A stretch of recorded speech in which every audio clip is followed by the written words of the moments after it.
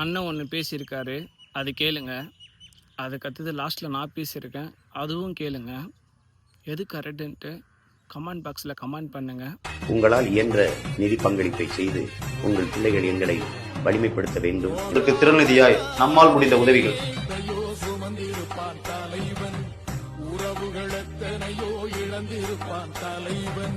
அண்ணே, மக்கள் காசு வாங்கி கட்சி நடத்துகிறவன் பெரிய ஆள் கிடையாதுண்ணே. அவன் காசை சம்பாரித்து மக்களுக்கு கொடுக்குறான் பார்த்தீங்களா, அவன் தான் உண்மையான தலைவன். திடீர்னு 500 ரூபாய் அனுப்பிட்டீங்க.